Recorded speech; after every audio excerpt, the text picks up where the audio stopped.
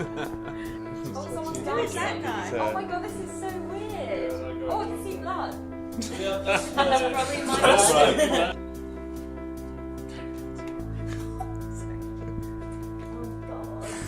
Oh my god. Oh my god.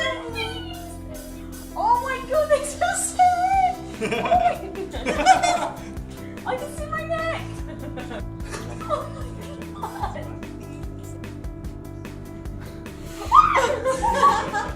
Oh my god. You need to fix the cable, man. Fix the Oh cable. my god. Oh my god, it's so crazy. Just gonna. I'm just gonna.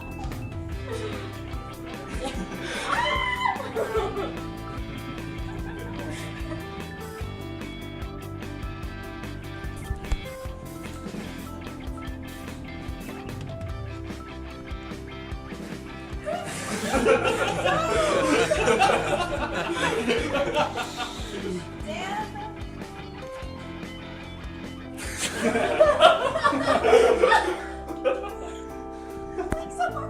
Are you dead? yeah, that's big ball Oh my god! This is one of the worst things I've ever done. Oh my word! That is incredible. Yeah. That is so realistic. Okay, so as you can see, people get really into this. So Adam is actually one of the guys that has built that what you just saw there, the log flume ride. So I'm going to get him to talk about the process of design and build of Oculus Experience.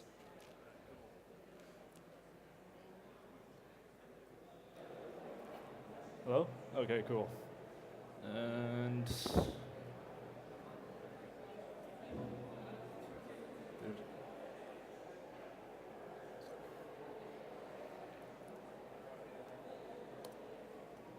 okay. Cool. Hi. My name is Adam Davies, and I am the lead developer for virtual reality technologies at Limetree, and apparently also the video editor since a week ago. And this is the design and development process of virtual reality applications. So you have an idea for virtual reality. That is great. That is awesome.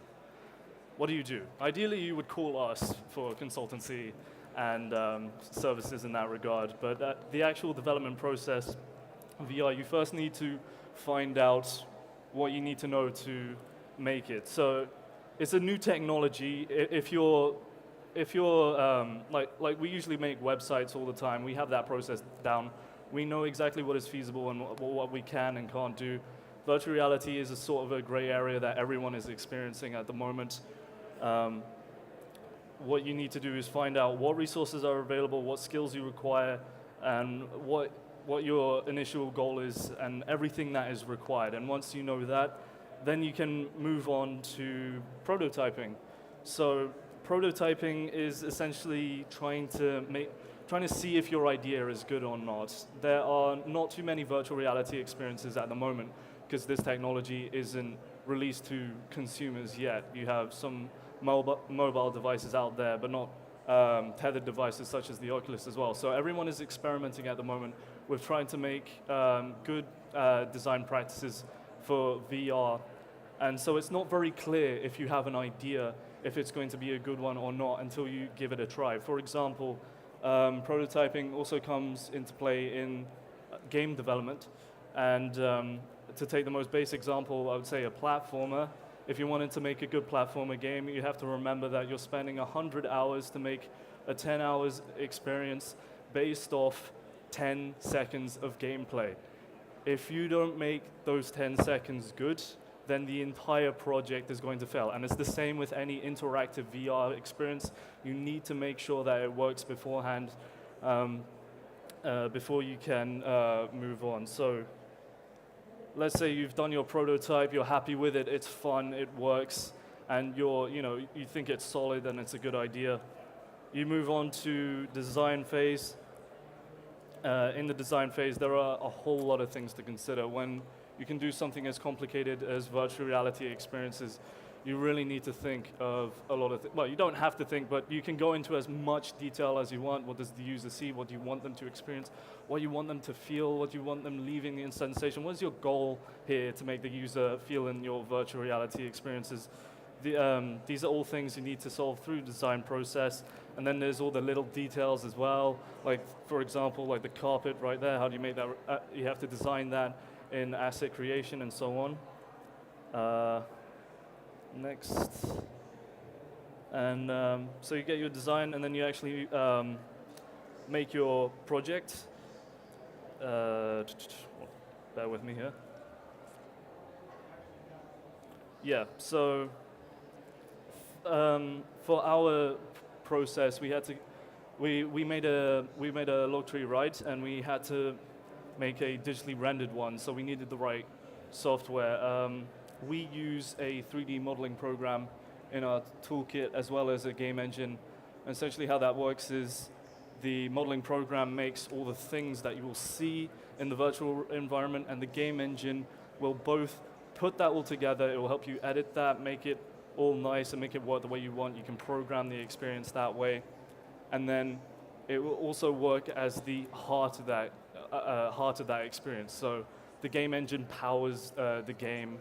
Yeah, it just powers the game, much like the heartbeat in you. So I can't explain it any better than that, but trust me, it's that thing. So here is a video. Okay, let's try that again.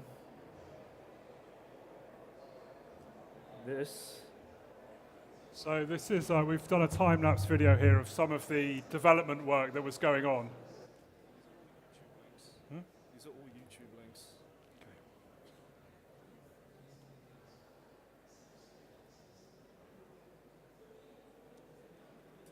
1 second.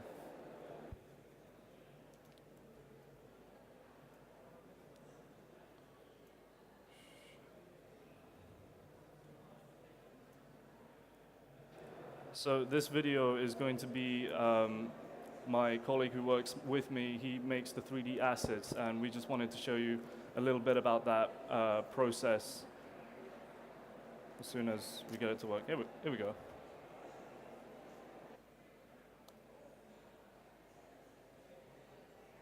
Okay, so this is a speeded up version of someone building a aeroplane.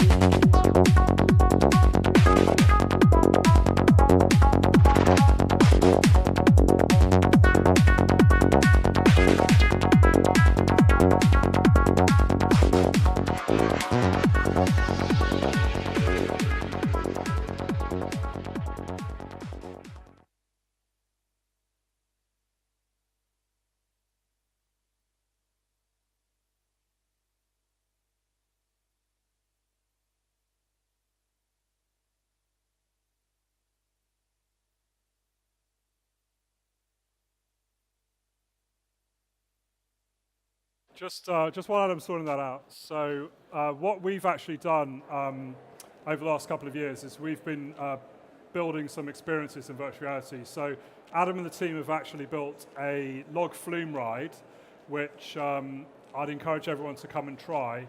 It's very, very realistic, and we've got it's set up over on stand E1. So if anyone would like to come and try that at the end, then please come and give it a go. Sorry.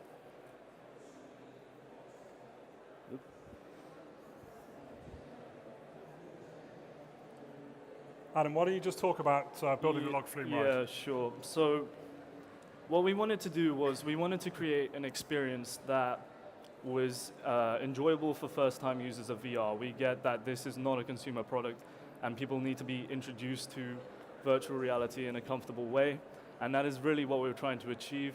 We wanted to do something that we could show off on trade shows like these for everyone to get an idea of what virtual reality is like. So we had a log flume. I don't suppose we can get that video up without any other problems. Yeah, cool. Okay, so this is what Adam's been working on. We're going to show the log flume ride demo.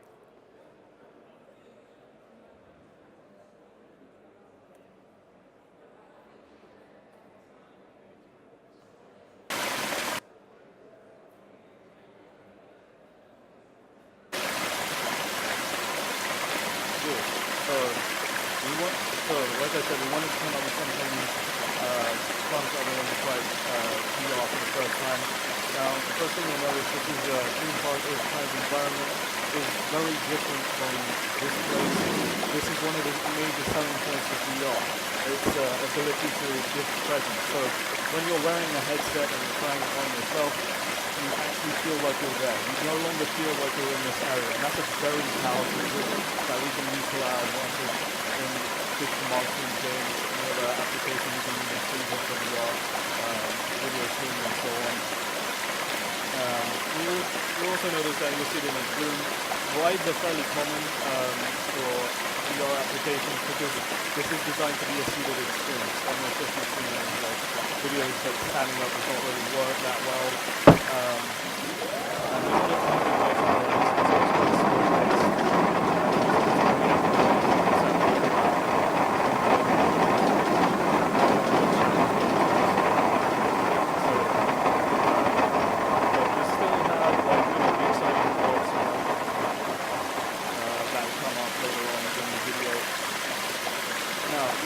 notice that you can look all around you. You can look full 360 degree motion.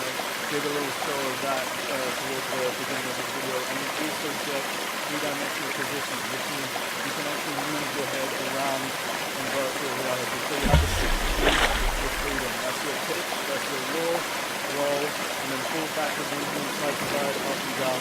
All of that is in there. You can face, so you can look at something closer, inspect it, one place to be able to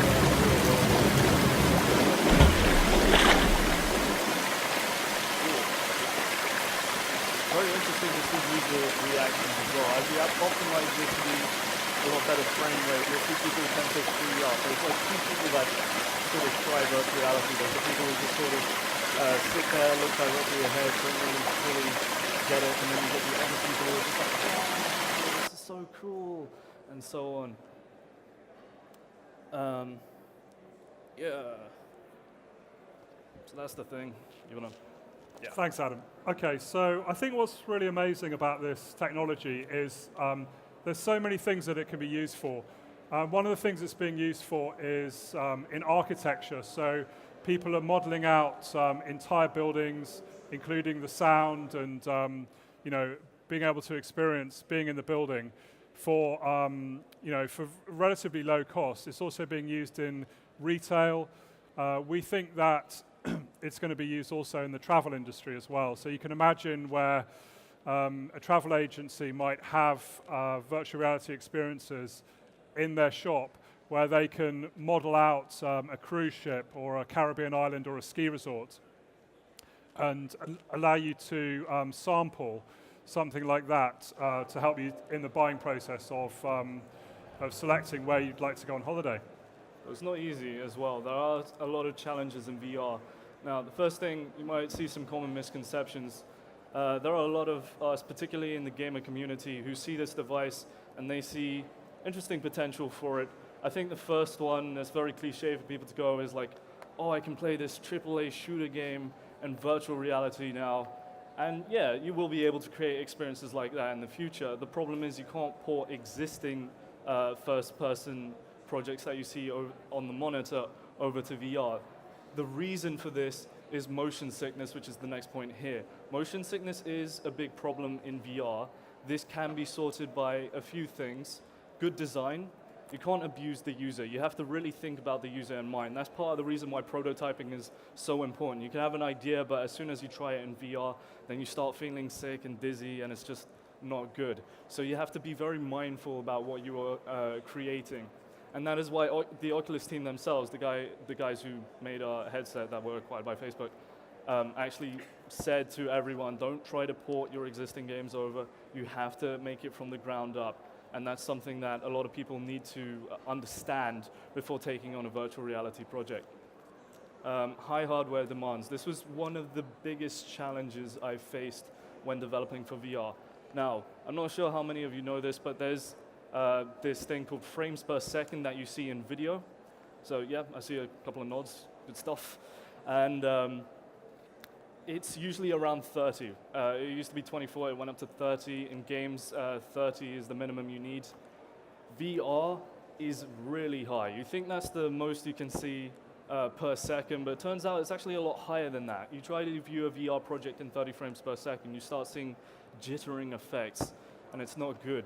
You need to optimize your hardware. This is why virtual reality is only coming in now as opposed to 5 years ago, because hardware is finally getting to that stage where we can make virtual reality affordable for consumers, and they can use it on powerful enough machines to be able to pump out all the frames. And the number of frames, on our development kit, it goes up to 75 frames per second.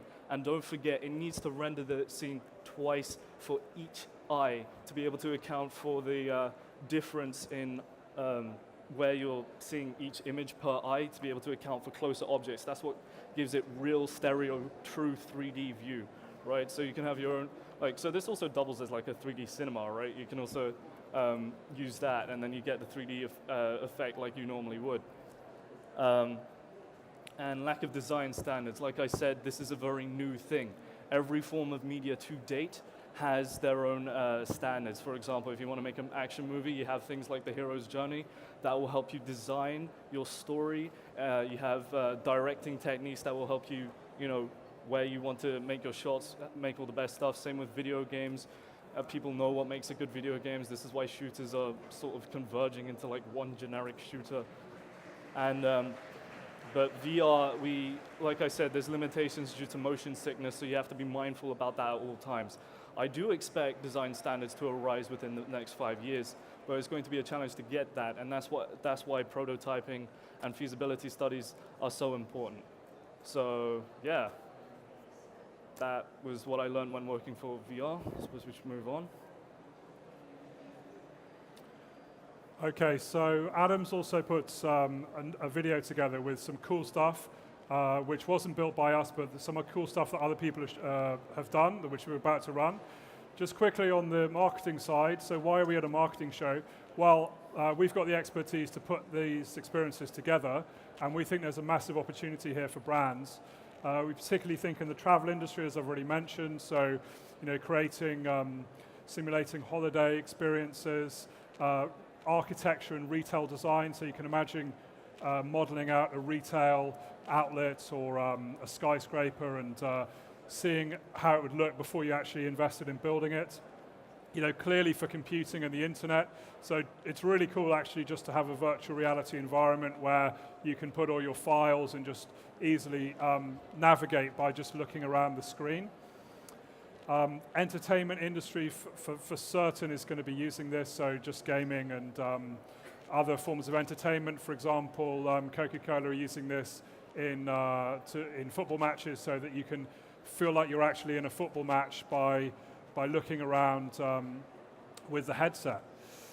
Social, clearly with the Oculus headset being owned by Facebook, we can see some sort of social integration, and also with the other social media networks. And also perhaps treatments of phobias. For example, if you're scared of heights, you could overcome that fear by virtual reality. You could be thinking that you're at the top of a building when you're just standing on a carpet like this, and maybe that would help you to overcome your phobias. And also in education as well. So, for example, if you were doing an induction or a health and safety audit, and you couldn't, let's say you wanted to simulate someone being on an oil rig, for example, without actually taking them to the oil rig. You could simulate that by using virtual reality and saving yourself a lot of money. So we've got some other cool stuff that some other developers have been working on, and we're just going to run that video, hopefully. Provided there's no more technical difficulties.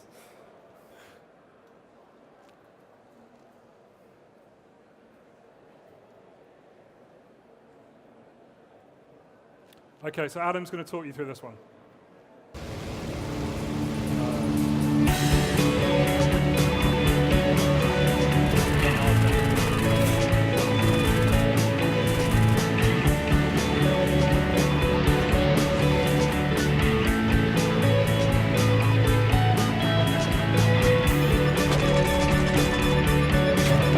I mean, what we can see is pretty cool on the screen there, but Sorry about this, everyone.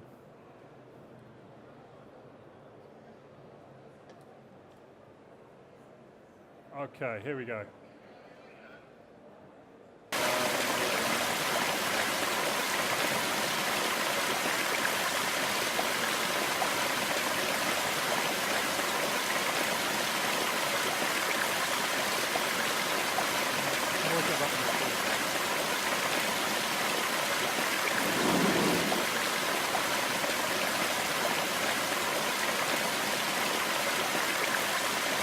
as you can see, we're a lot better with virtual reality than we are with PowerPoint and this, whatever this is.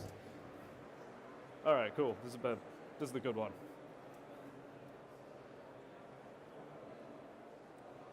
Okay, so this is some other cool stuff that...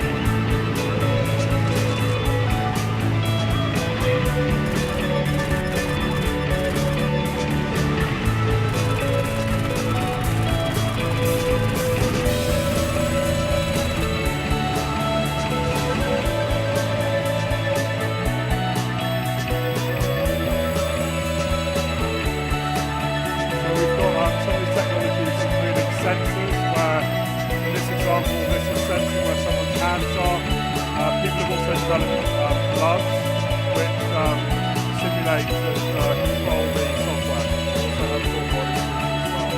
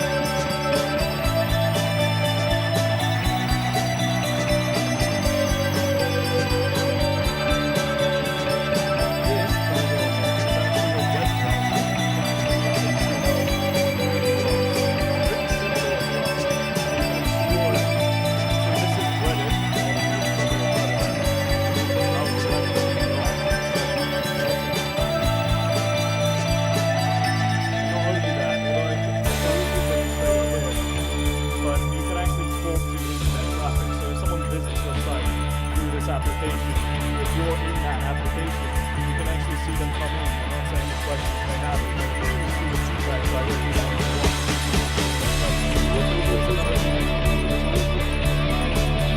Little prototype that we get on this test technology.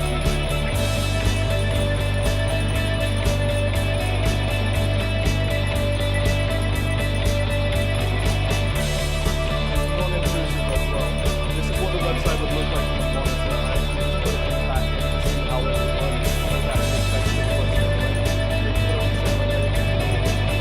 This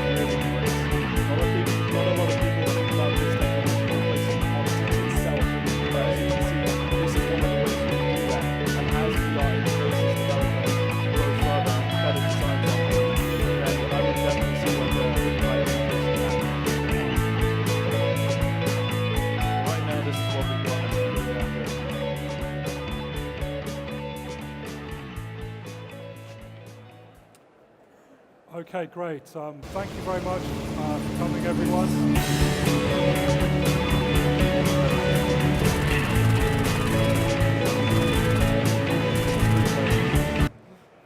Thank you very much for coming.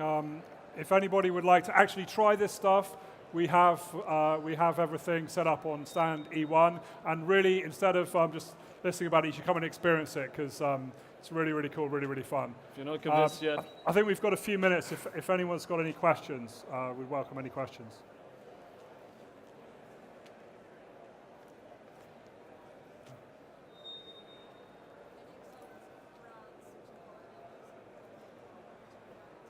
Okay, so the question is, any examples of brands that are using virtual reality? So yeah, there's some major brands that have started to use virtual reality.